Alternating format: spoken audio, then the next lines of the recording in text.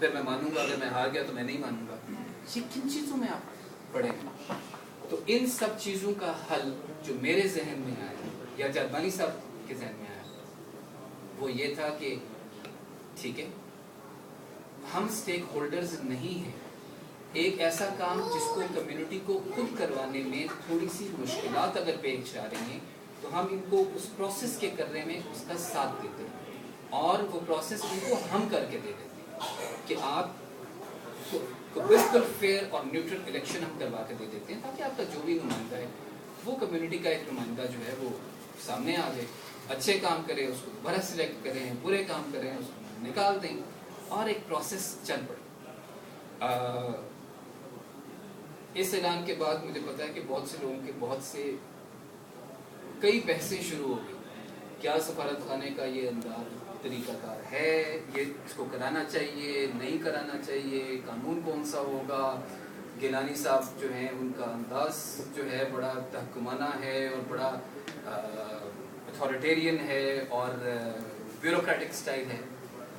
میں نے کسی بات پہ ریئیکٹ نہیں کیا اور اس کی صرف ایک وجہ تھی. چند باتوں پہ مجھے دکھ ضرور ہوا کیونکہ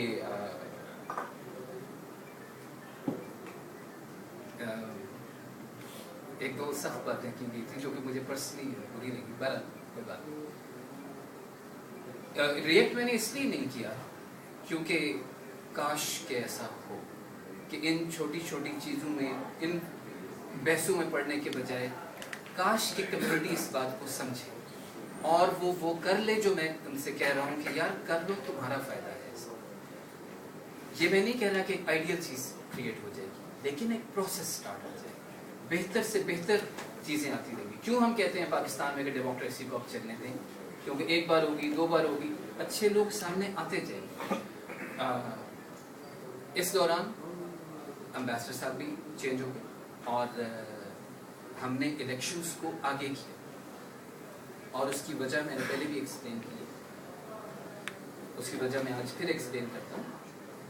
جب بھی کوئی نیا امبیسڈر وہاں پر آتا ہے میں یہ نہیں چاہتا کہ میں ایسی کوئی چیز کر چلا جاؤں جس سے نیا آنے والا آدمی پوری طرح اس سمجھ بوجھ اس کی نہ ہو.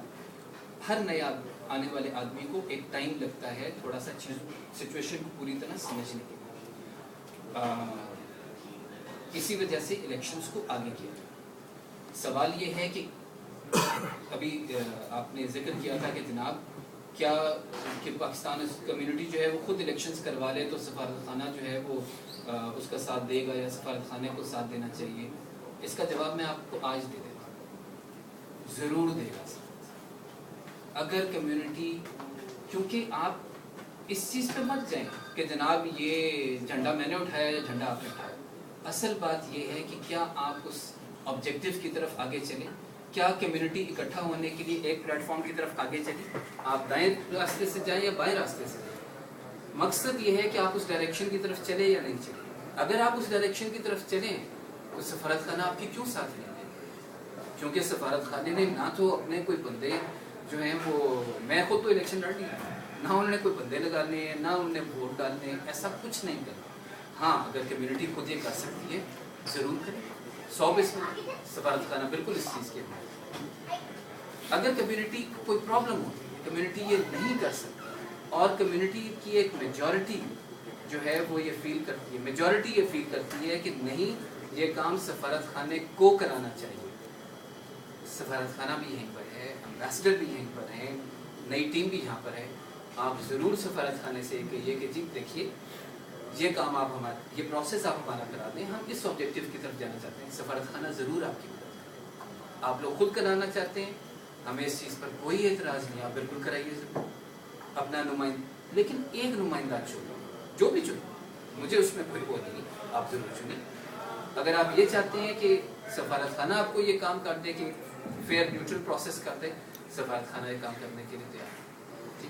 اس لیے کہ سفارت خانے کی کوئی سٹیکس انوالو نہیں، جو بھی بندہ بیچ میں آ جاتا ہے. میں بھی یہاں سے جا رہا ہوں، مجھے اس سے کیا فرق پڑتا ہے کہ حسین خان صاحب پریزیڈنٹ ہوں یا انعام الحق صاحب ہوں یا نہیں صاحب، مجھے اس سے کوئی فرق نہیں، کیونکہ میں نے تو اپنا ٹائم پورا مکمل کیا، میری ذمہ داریاں تھیں میں نے پوری کی.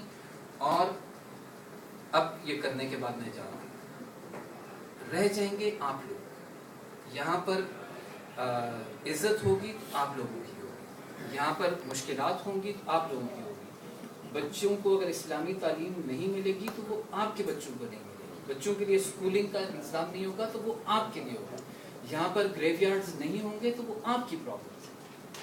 کاش کہ ایسا ہو کہ یہ بات اچھے طریقے سے سمجھ آئے، اور یہ بات ہم لوگ اس سے کہ جناب میں چودھری تو میں لیڈر، اس چیز سے آگے بڑھ کر کریں۔ دوسری بات یہ کہ میں شکریہ ادا کرنا چاہوں گا کہ جاپان کی پوسٹنگ نے، آپ یہ کہہ دیں کہ میری سفارتکاری کی نوعیت تبدیل کر دی، جاپان کی پوسٹنگ۔ اس سے پہلے بیجنگ میں رہا، بیجنگ میں بہت کام ہے، لیکن بیجنگ میں سرکاری تعلقات کا ایک خاص طریقہ کار ہے اور اس پہ چلتی ہے۔ جنیوا میں اقوام متحدہ میں کام کرتا رہا تو وہاں پہ الگ طریقہ کار۔ جاپان میں آ کر جو میں کہہ رہا ہوں کہ میری سفارتکاری کا جو رخ ہے وہ جو موڑ دیا، شاید وہ ساری زندگی کے لیے ہی موڑ دیا، اس لیے کہ مجھے یہاں پر آ کر بڑے عجیب سی چیزیں محسوس ہوئی۔ مجھے یہاں پر ایسے پاکستانی ملے، مجھے یہاں پر ایسے جاپانی ملے کہ جو اتنے بے لوس کہ وہ بغیر کسی نام کے لیے، بغیر کسی اعزاز کے لیے، بغیر کسی چیز کے لیے اتنے نیک نیتی سے اور خلوص سے خدمت خلق میں لگے ہیں، یا پاکستانیوں کی خدمت میں لگے ہیں۔ ایک مثال میں دیتا ہوں، ادھر ایک ہیں، آپ جانتے ہوں گے، فائبر ریسائیکل والے این جی او، وہ پورے جاپان سے پرانے کپڑے اکٹھے کرتے ہیں، ان کو بیچتے ہیں، اور ان سے پاکستان میں 200